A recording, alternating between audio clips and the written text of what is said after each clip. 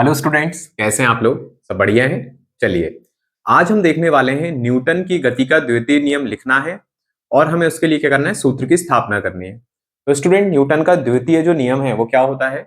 अगर हम परिभाषा को देखें तो परिभाषा होती है किसी वस्तु के संवेग में परिवर्तन की दर उस पर लगाए गए बल के व्युत्क्रमानुपाती होती है। और स्टूडेंट, जो संवेग के परिवर्तन की जो दिशा होती है वो उसी दिशा में होती है जिस दिशा में बल लगाया जाता है। तो ये क्या है, इसकी परिभाषा है इसकी न्यूटन के द्वितीय नियम की। न्यूटन का द्वितीय नियम कहता है स्टूडेंट कि संवेग में परिवर्तन की दर, ये संवेग में परिवर्तन की दर है, समय के हिसाब से क्या हो रहा है, इसमें संवेग में परिवर्तन हो रहा है। तो ये किसके अनुक्रमानुपाती है? बल के अनुक्रमानुपाती है। और आप जानते हैं कि P जो होता है वो क्या होता है, संवेग होता है। P जो है हमारा वो है संवेग, और संवेग बराबर क्या होता है, द्रव्यमान गुणा वेग। तो हम इसको लिख सकते हैं संवेग। संवेग आप सब जानते हैं क्या होता है, द्रव्यमान गुणा वेग। तो स्टूडेंट, आज के वीडियो में मैं आपको सब बताऊंगा। मैं आपको इसकी परिभाषा भी लिख पाऊंगा और इसका जो डेरिवेशन है सबसे सिंपल तरीके से हम कैसे करते हैं वो भी मैं आपको बताऊंगा। और ये प्रश्न अक्सर एग्जाम में पूछा जाता है। तो देखिए, ये है इसकी परिभाषा कि संवेग में, ये संवेग है, संवेग में परिवर्तन की दर, दर मतलब समय के हिसाब से जो परिवर्तन होता है वो बल के क्या होता है, अनुक्रमानुपाती होता है। और संवेग बराबर क्या होता है, द्रव्यमान गुणा वेग। तो स्टूडेंट, ये तो था हमारा इसका सूत्र। अब हम इसकी परिभाषा लिखते हैं और मैं आपको बताऊंगा कि इसके उदाहरण कि ये कहां कहां पे लागू होते हैं। तो चलिए, सबसे पहले हम इसकी परिभाषा को देख लेते हैं। इसकी परिभाषा क्या है, किसी वस्तु की संवेग की परिवर्तन की दर, संवेग की परिवर्तन की दर मतलब अगर मैंने क्या करा, अगर इसका उदाहरण देखें, अगर मेरे पास ये है, मेरे पास क्या है, अगर मैं किसी गेंद है, मान के चलिए गेंद है, मैं इसको फेंकता हूं और दीवार से टकराएगी, दीवार से टकराने के बाद क्या होगा, वो पलट के आएगी, लेकिन उसके क्या होगा, उसके वेग में परिवर्तन आ जाएगा। टकराने के बाद वो थोड़ी दूर पे आके गिर जाएगी, तो उसके वेग में परिवर्तन हुआ, और वेग में परिवर्तन होगा तो इसके पास क्या है, ये जो गेंद है इसके पास द्रव्यमान भी है और वेग भी है, क्योंकि मैं इसको फेंक रहा हूं। तो ये टकराने के बाद क्या होगा, संवेग में परिवर्तन हो जाएगा और समय के हिसाब से तो वहां पे क्या लगाएगी, दीवार जो है उस पर क्या लगाएगी, बल लगाएगी। तो वहां पे क्या होगा, न्यूटन का दूसरा नियम लगेगा। और आप अगर इसके और भी उदाहरण देखें, जैसे ऊंची कूद का व्यक्ति होता है, ऊंची कूद कूदता है, तो ऊंची कूद कूदने के बाद जब व्यक्ति नीचे गिरता है जमीन पे, तो क्या होता है, उसको लग सकती, चोट लग सकती है। जैसे आपने बहुत सारे खेल देखे होंगे जो एथलीट वाले खेल होते हैं, एक व्यक्ति जाता है अपना डंडा लेके और वो जमीन में टिका के ऊंची कूद करता है, लेकिन जब वो नीचे गिरता है तो उसको लगती नहीं है चोट, क्योंकि वहां पे गद्दा लगा रहता है। गद्दे में क्या होता है, जैसे ही वो नीचे दबता है तो जमीन से टकराने के पहले जो उसका वेग है वो क्या होता है, धीरे धीरे कम होते जाता है, और जैसे ही नीचे दबता है तो उसका वेग शून्य हो जाता है, जिसके कारण उसे चोट नहीं लगती। तो वहां पे जिस बल से वो गिरता नीचे जमीन पे टकराता, तो वो बल वहां पे तेज था और उसके पास क्या था, द्रव्यमान था व्यक्ति के पास और वेग था, क्योंकि ऊंची कूद से वो गिर रहा है और गिरेगा तो क्या लगेगा, उसको चोट लगेगी। इसी चीज को कम करने के लिए वहां पे गद्दा बिछाया, जिससे उसका वेग जो धीरे धीरे कम हो गया और जमीन पे जब टकराया तो उसको बल कितना लगा, शून्य लगा, जिसके कारण उसको चोट नहीं लगेगी। तो संवेग में परिवर्तन करके हम और अगर इसके उदाहरण देखें, हम एक और उदाहरण देखते हैं कि जब हम कैच लेते हैं, जब गेंद आती है तो गेंद को जैसे ही हमारे हाथ में आती है ऊंचाई से, तो उसके पास क्या होता है, वेग होता है, और उसके पास क्या है, द्रव्यमान है, मास है। तो बॉल जब आती है तो हम उसको क्या करते हैं, धीरे धीरे हाथ को पीछे ले जाते हैं।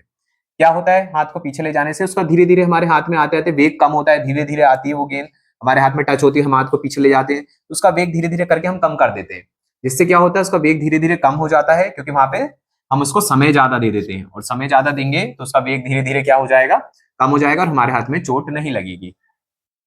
तो स्टूडेंट, ये थे इसके कुछ उदाहरण। अब चलिए, अब हम इसकी परिभाषा देखते हैं और इसको देख बताता हूं मैं आपको सबसे सरल शब्दों में इसको कैसे करते हैं। तो चलिए, आप नोट डाउन करिए मेरे साथ।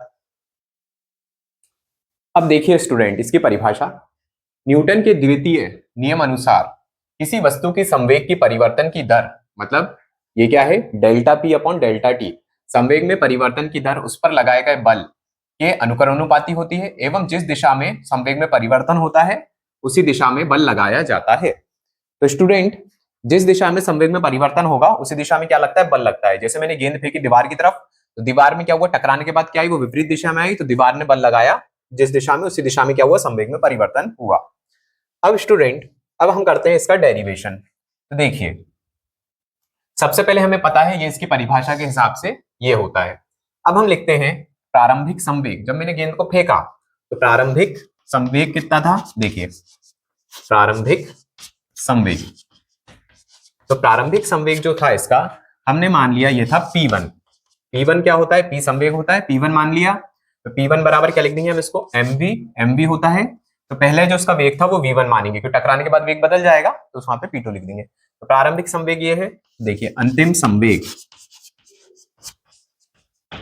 अब जब गेंद को फेंका, दीवार से टकरा गई, तो उसका संवेग बदल के हमने मान लिया p2 होता है।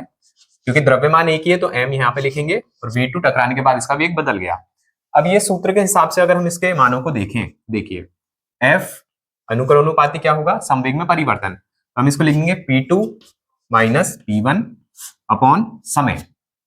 p2 क्या है? अंतिम संवेग माइनस प्रारंभिक संवेग बटे में क्या आ जाएगा? समय आ जाएगा। अब स्टूडेंट यहाँ पे हम देखते हैं, अब जब इसके मानों को रखते हैं, p2 का मान कितना है? mv2, और p1 का मान है mv1 बटे समय। समय क्या है? जो टकराने के बाद जो समय लगा वो यहाँ पे समय, वो समय है कि जितनी देर में टकराया। अगर कोई वस्तु गिरी, किसी गद्दे पे गिरी, तो वो कितने समय तक उसमें अंदर की तरफ गया, उसको समय बोलेंगे। अगर समय ज्यादा होगा तो क्या होगा? नीचे की वस्तु ज्यादा होगी, तो एफ क्या इसके विरुद्ध क्रमानुपाती है, तो बल वहां पे कम महसूस होगा। चलिए अब देखिए स्टूडेंट, यहाँ पे अब मैं ये m को दोनों में से क्या करता हूं? दोनों में से अलग कर सकता हूं, तो m को बाहर लिख दिया और v2 माइनस v1 बटे t। अब स्टूडेंट यहाँ पे आप देखिए ये क्या आ गया? f अनुक्रमानुपाती m v2 minus v1 बटे t। ये क्या है? ये अंतिम संवेग, ये अंतिम वेग है, और ये क्या है? प्रारंभिक वेग। और जब वेग में परिवर्तन होता है समय के हिसाब से, तो उसको क्या कहते हैं?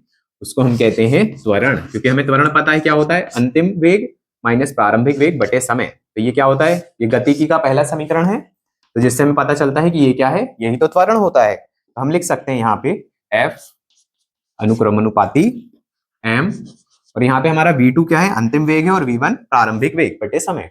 तो हम इसको लिख सकते हैं ma। तो स्टूडेंट ये आ गया हमारा आंसर, ये हमने सिद्ध कर दिया। और जब भी अनुक्रमानुपाती का चिन्ह हटता है वहां पे k लगा सकते हैं हम, तो ये आ गया हमारा KMA। अगर k को हम 1 मानते हैं तो ये आ जाता है F बराबर ma। तो स्टूडेंट ये हमारा सिद्ध हो गया कि जो बल जो होता है वो संवेग की परिवर्तन की दर के अनुक्रमानुपाती होता है, और जब हम इसके मानों को रखते हैं तो F बराबर क्या आता है? ma। तो स्टूडेंट ये जो अक्सर एग्जाम में पूछा जाता है 3 मार्क्स के क्वेश्चन में, तो आप इसको अच्छे से प्रैक्टिस कर लें। और इसके उदाहरण अगर आपको चाहिए तो जब बॉल को जब वो लपकते हैं, बॉल जब आती है ऊंचाई से, तो क्या करते हैं हम? बॉल को हाथ को पीछे ले जाते हैं, जिससे क्या होता है? धीरे धीरे गेंद जो है हमारे हाथ से टकराती हुई आती है, जिससे उसका वेग क्या हो जाता है? कम हो जाता है। जितना हम हाथ को पीछे ले जाएंगे उतना हमें हाथ में बल कम महसूस होगा, क्योंकि यहाँ पे क्या होगा? समय उसको बढ़ाएगा, तो बल क्या होगा? यहाँ पे कम होगा, क्योंकि ये दोनों व्युत्क्रमानुपाती हैं। तो स्टूडेंट उसी तरीके से जब ऊंची कूद में व्यक्ति कूदता है, तो नीचे गिरते समय जब वो गिरता है तो उसको क्या होता है? गद्दा धीरे धीरे उसका वेग को कम कर देता है, और उसका वेग क्या होता है? वहां पे शून्य होकर उसको चोट नहीं लगती है। तो स्टूडेंट ये थे इसके कुछ उदाहरण। मुझे लगता है कि आपको अच्छे से समझ में आया होगा। आप क्या करें, यहाँ पे इसको अच्छे से वीडियो को देखें और ध्यान से समझें, तो आप इसको आसानी से कर पाएंगे। अब स्टूडेंट अगर आप इसका मात्रक देखना चाहें तो मात्रक भी देख सकते हैं।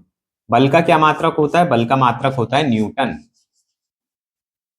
न्यूटन होता है। और अगर हम इस सूत्र से देखें, यहाँ पे क्या लिखा है? m मतलब होता है द्रव्यमान। द्रव्यमान कितना होता है? किलोग्राम। और त्वरण क्या होता है? त्वरण का मात्रक होता है मीटर प्रति सेकंड स्क्वायर। तो हम इसको लिख सकते हैं किलोग्राम मीटर प्रति सेकंड स्क्वायर। तो स्टूडेंट ये इसका मात्रक था। ये दोनों मात्रक इसके होते हैं न्यूटन। न्यूटन किलोग्राम मीटर प्रति सेकंड स्क्वायर को हम न्यूटन भी लिख सकते हैं। Thank you.